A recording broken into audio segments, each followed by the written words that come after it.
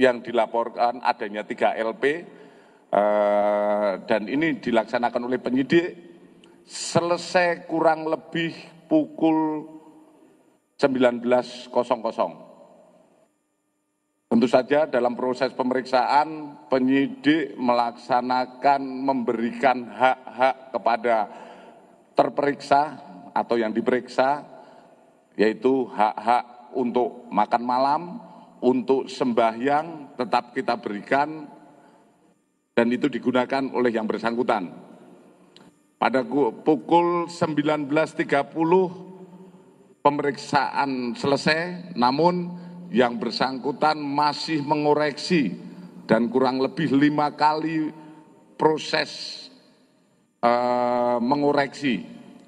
Bolak-balik 5 kali dibetulkan oleh penyidik dan kami sampaikan setelah dilaksanakan pemeriksaan, penyidik melaksanakan gelar perkara, di mana gelar perkara ini dihadiri oleh penyidik, kemudian dari Propam, dari Itbasum, dari Divkum,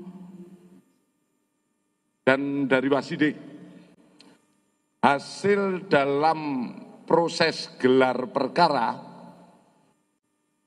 semua menyatakan sepakat untuk menaikkan saudara PG menjadi tersangka.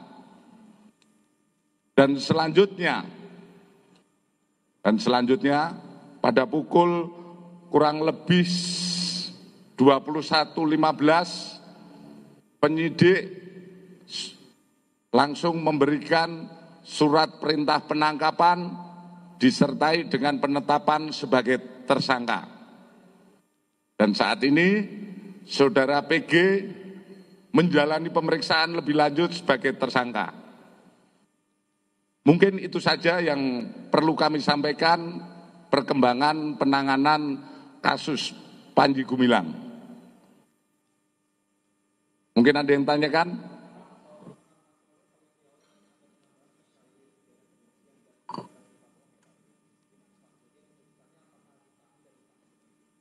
Pasal yang dipersangkakan, yaitu pasal 14 ayat 1 Undang-Undang Nomor 1 Tahun 46 tentang peraturan hukum pidana, di mana ini ancamannya 10 tahun. Kemudian pasal 45A ayat 2 junto pasal 28 ayat 2 Undang-Undang Nomor 19 Tahun 2016 tentang perubahan dan Undang-Undang Nomor 11 Tahun 2008 tentang informasi dan transaksi elektronika dengan ancaman 6 tahun dan pasal 156A KUHP dengan ancaman 5 tahun. Perlu saya sampaikan pada rekan-rekan bahwa proses penyidikan sampai dengan saat ini penyidik telah memeriksa 40 orang saksi dan 17 ahli, di mana penyidik sudah mendapatkan berbagai alat bukti, yaitu baik itu alat bukti elektronik, keterangan maupun ahli. Jadi untuk menetapkan tersangka, setidaknya penyidik sudah mengumpulkan 3 alat bukti tambah 1 surat.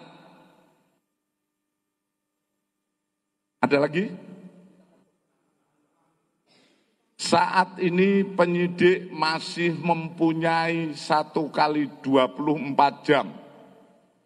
Jadi proses penyidikan kami saat ini hanya melaksanakan proses penangkapan.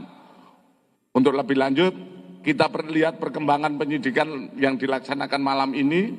Mungkin yang bersangkutan mau menjelaskan lebih jauh lagi atau kita periksa lebih detail lagi dengan melihat kondisi yang bersangkutan. Kalau itu tidak selesai, kita lanjutkan besok pemeriksaan. Dan status yang bersangkutan saat ini masih dalam pemeriksaan ataupun penangkapan, di mana penyidik mempunyai kewenangan 1 kali 24 jam.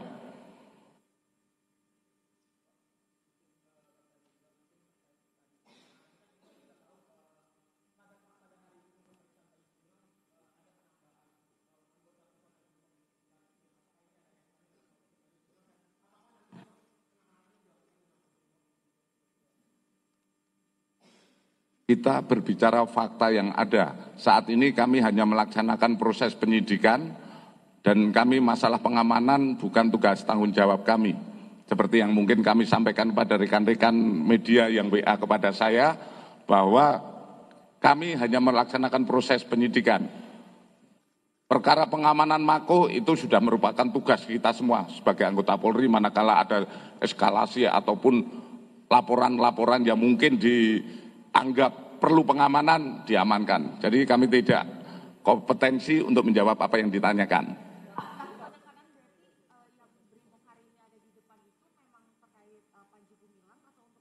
Barusan saya jelaskan, Mbak. Setelah 1 kali 24 jam kami akan menyampaikan lebih lanjut apakah upaya yang akan kita laksanakan, upaya paksa baik itu penahanan dan lain sebagainya.